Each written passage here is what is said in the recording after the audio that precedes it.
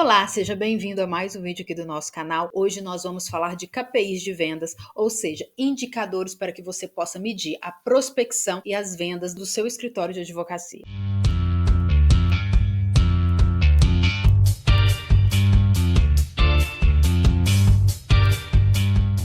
Meu nome é Elis Cristina, eu sou advogada e fundadora da Acelera DV. E hoje nós vamos falar como você vai medir as ações de prospecção e de vendas no seu escritório para que de fato você possa gerenciar essa área. Existe uma frase muito falada no mundo da administração que é: o que não é medido não é gerenciado. Logo, é necessário que você tenha clareza quais são os dados que você vai medir para que você possa gerenciar e fazer os ajustes necessários ao longo do processo de vendas. Mas quais são os dados que devem ser medidos, né? Essa é a pergunta que provavelmente vem à sua mente neste momento. E é isso que eu vou começar a falar a partir de agora. O primeiro dado que você deve medir é o número de oportunidades de negócios que você tem aberta no seu pipeline. Se você tem dúvida do que é um pipeline, aqui no nosso canal nós temos um vídeo sobre o tema que faz sentido você ver e aprofundar um pouco mais sobre neste conceito. Agora, a grande questão aqui, falando sobre oportunidades, nós temos que ter clareza de quantas oportunidades, quantos negócios nós temos para trabalhar no nosso pipeline de vendas. Em qual fase esse negócio está? Por exemplo, eu estou fazendo uma análise do meu mês de vendas, né?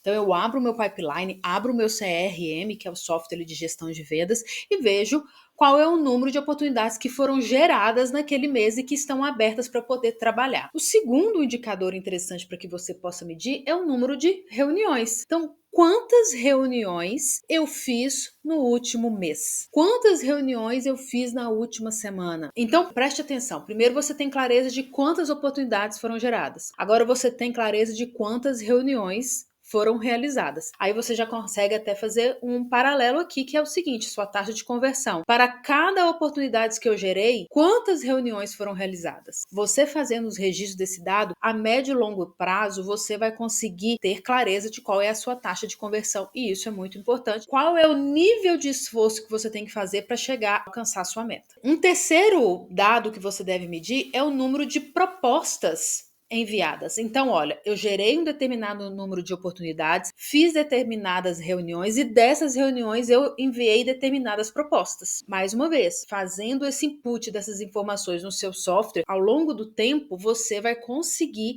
saber cada X oportunidades você está apresentando Y propostas. Tá bom? E um outro indicador muito importante que você deve medir é o número de contratos fechados, ou seja, de oportunidades concluídas. Então, olha, a cada X oportunidades geradas, eu estou fechando X contratos. Isso você vai ver na questão da taxa de conversão que a gente vai logo falar. Mas entenda, ele é muito importante para que você possa imputar essas informações dentro do sistema e ter clareza em cada fase qual é o número de determinada fase. Então, por exemplo, quantas oportunidades, quantas reuniões realizadas, quantas propostas enviadas, quantos contratos fechados. Beleza? Essa é a primeira parte. Um outro fator aqui muito importante é a sua taxa de conversão. A taxa de conversão, ela avalia a eficiência do seu comercial através da quantidade de oportunidades geradas e aquelas que foram convertidas de fato em vendas. Ou seja, eu tenho clareza de quantas oportunidades eu gerei e dessas oportunidades, quantos contratos eu fechei. Aqui está a minha taxa de conversão. Entenda que eu posso ter taxa de conversão a cada etapa do meu pipeline, mas eu posso ter uma taxa global, que é essa taxa de conversão no sentido de todo o esforço que eu tenho feito no mês, quanto de contrato que eu estou fechando. Então aí eu vou começando a brincar com esses números e falar, olha, se eu fazendo X esforço, eu estou fechando X contratos, quer dizer que se eu fizer 2X de esforço,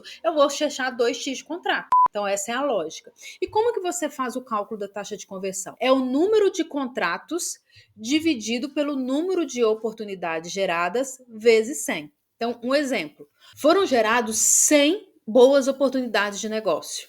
100 leads ali qualificados que de fato vê que existe possibilidade dele avançar no seu processo de vendas. Ao analisar o relatório das oportunidades convertidas, você vê que desses 100 clientes, apenas 30 fecharam o contrato. Ou seja, de 100, 30 fecharam o contrato. Então, como calcular essa taxa de conversão? Então, vai ser 30, ou seja, número de contratos fechados, dividido por 100, que é o número de oportunidades que foram geradas, vezes 100, que é um número que faz parte da fórmula. Então, vai dar 0,30 vezes 100, que vai dar 30% a taxa de conversão. Então, qual que é a fórmula para você calcular a taxa de conversão? Número de contratos dividido por número de oportunidade gerada vezes 100. Então, você vai ter, no nosso exemplo aqui, 30 contratos, 100 oportunidades de negócio. Então, 30 dividido por 100, 0,30 vezes 100, que é da fórmula 30%. Ou seja, a cada 100 contratos, 30 você está fechando, a sua taxa de conversão é 30%. Claro que esses números estão redondinhos aqui, então tá fácil de calcular. Talvez você nem precisaria dessa fórmula para chegar a este número, né? Use essa fórmula que você vai ter clareza. E você pode fazer isso em todas as etapas. Então eu quero saber qual que é a taxa de conversão da minha reunião em relação a oportunidades abertas. Então, eu pego o número de reunião, divido pelo número de oportunidades abertas e calculo por 100. Então, eu sempre divido o número que eu consegui, por exemplo, de propostas enviadas para o número de oportunidades abertas. Então, vai ser número de propostas enviadas dividido pelo número de oportunidades abertas vezes 100. Então, você fazendo essa brincadeirinha aí, você sempre vai ter a taxa de conversão ou das suas etapas ou a taxa global. Então, nesse exemplo que nós demos aqui, você tem uma eficiência de 30% da sua área comercial. Isso tá bom? Isso tá ruim? Se a gente fosse olhar para a área de serviço, não tá de tudo ruim, não. Tá até uma taxa bem interessante. Um outro indicador interessante para você avaliar é o ticket médio, ou seja, avalia qual é o valor que cada cliente está pagando pelo serviço,